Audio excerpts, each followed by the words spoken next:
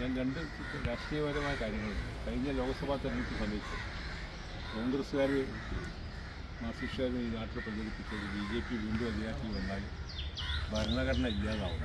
ഓർമ്മയുണ്ടല്ലോ. അതിനുശേഷം നമ്മൾ പാർലമെൻറ്റിൽ കണ്ടു കോൺഗ്രസ്സുകാർ ഭരണഘടനയുടെ ചെറിയ ബുക്കും പോക്കറ്റ് ഇട്ട് നടക്കുന്നത്. രാഹുൽ ഗാന്ധി ഇങ്ങനെ ഇറക്കുന്നത് അതിൽ രാഷ്ട്രീയ പൊള്ളത്തരം എന്താണെന്ന് വെച്ചാൽ ഭീംറാവു അംബേദ്കറാണ് ഭരണഘടന ശില്പി. നിരവധി ആളുകൾ നടക്കുന്ന കമ്മിറ്റിയാണ്, പക്ഷേ അദ്ദേഹമാണ് അതിൻ്റെ അഗ്രസരനായിട്ട് നിന്ന് പ്രവർത്തിച്ച് ഭരണഘടന ഇന്ത്യക്ക് സമ്മാനിച്ചത്. അദ്ദേഹത്തിനോട് കോൺഗ്രസ് കാണിച്ച നിലപാടാണ് ഇവിടെ സൂചിപ്പിച്ചത്. മോദി വന്നതിന് ശേഷമാണ് അദ്ദേഹത്തിന് ഭാരതരത്നം.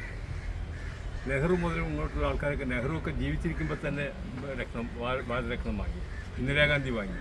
അവരൊക്കെ ജീവിച്ചിരിക്കുമ്പോൾ തന്നെ ഭാരതരത്നം കിട്ടി. അവർ വാങ്ങി എഴുതിയെടുത്തു എന്ന് പറയുന്നത് പറയാം. പക്ഷേ അംബേദ്കറെ പോലുള്ള ഒരാളെ ആദരിക്കാൻ മോദി അധികാരത്തിൽ വരേണ്ടി വന്നു എന്നതാണ്. മാത്രമല്ല, നമ്മൾ ഈ ഭരണഘടന പഠിക്കുമ്പോൾ നമുക്കിപ്പോൾ കിട്ടും, 2 ദിവസം കഴിഞ്ഞാൽ നമ്മളൊക്കെ കയ്യിൽ കിട്ടും അതിൻ്റെ ലഘുലേഖ.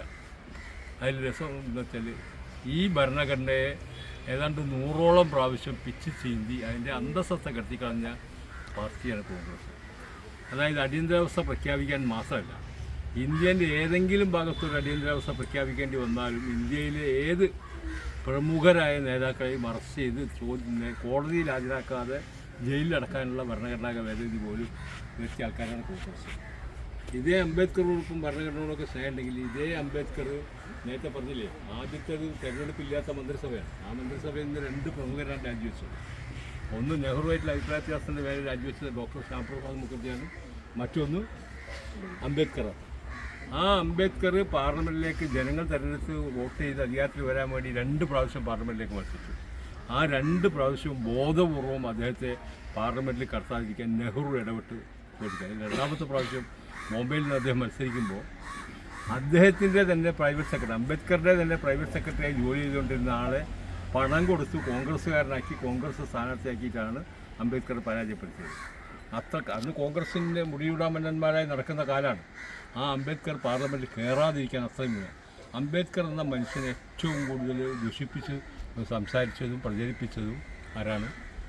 കോൺഗ്രസ്സാണ്. ആ കോൺഗ്രസ്സാണ് ഇപ്പം ഭരണഘടനയുടെ കോപ്പി. നമ്മളെ അദ്ദേഹം പഴയ യുവമോർച്ച അഖിലേന്ത്യാ പ്രസിഡന്റ് രണ്ടായിരത്തി താക്കൂർ പറഞ്ഞില്ലേ, അതൊന്ന് വായിച്ചിട്ടുണ്ടോ എന്ന് ചോദിച്ചില്ലേ? എത്രാമത്തെ പേജാണ്, എത്ര പേജുണ്ടെന്നൊക്കെ ചോദിച്ചില്ലേ?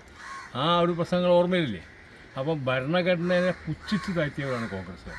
മാർക്സിസ്റ്റുകാർ ഇവിടെ സോഷ്യലിസം കൊണ്ടുവരുന്നതിലാണ്. മാർക്സിസ്റ്റുകാർ ഒരു കാലത്തും ഭരണഘടന അംഗീകരിച്ചില്ല. അതുകൂടി ഞാൻ പറഞ്ഞതാണ്. ആദ്യമായി ബാലറ്റിലൂടെ അധികാരത്തിൽ വന്ന EMSൻ്റെ മന്ത്രിസഭ അധികാരത്തിൽ വന്നപ്പോൾ, അതായത് 1957 മെയ് മാസം 5-ാം തീയതി അധികാരമേറ്റ 6-ാം തീയതി ആകാശവാണിയിൽ EMSൻ്റെ ഒരു പ്രസംഗമുണ്ട്. ആ പ്രസംഗത്തിൽ EMS പറയുന്നത് ഇങ്ങനെയാണ്: നമുക്കിഷ്ടപ്പെടാത്ത ഒരു ഭരണഘടനയ്ക്ക് കീഴിൽ നമുക്ക് പ്രവർത്തിക്കേണ്ടി വന്നിരിക്കുന്നു. ആ ഉപയോഗിച്ച വാക്കാണ് ഞാൻ പറഞ്ഞത്. അദ്ദേഹത്തിൻ്റെ റേഡിയോ പ്രഭാഷണമാണ്, രേഖയാണ്. നമുക്കിഷ്ടപ്പെടാത്ത ഒരു ഭരണഘടനയ്ക്ക് കീഴിൽ നമുക്ക് പ്രവർത്തിക്കും. ആ ഭരണഘടനയെ ഒരു കാലത്തും മാർക്സിസ്റ്റ് പാർട്ടി താത്വികമായി അംഗീകരിച്ചിട്ടില്ല. അവരും ഇപ്പോൾ BJPക്കെതിരെ ഭരണഘടന ചെയ്തു. പക്ഷേ അംബേദ്കറുടെ ആത്മാവ് ഒരുപക്ഷെ ഇപ്പോൾ സന്തോഷിക്കും. കാരണം അദ്ദേഹത്തിന് ഭാരതരത്ന നൽകിയുകൊണ്ട് മാത്രമല്ല, അദ്ദേഹം വിഭാവനം ചെയ്ത ഒരു ഭരണ സംവിധാനം ഇന്നാണ് ഉണ്ടായത്. വരേണ്യ വർഗത്തിൽപ്പെട്ട ആളുകൾ ഉന്നത കുലജാതർ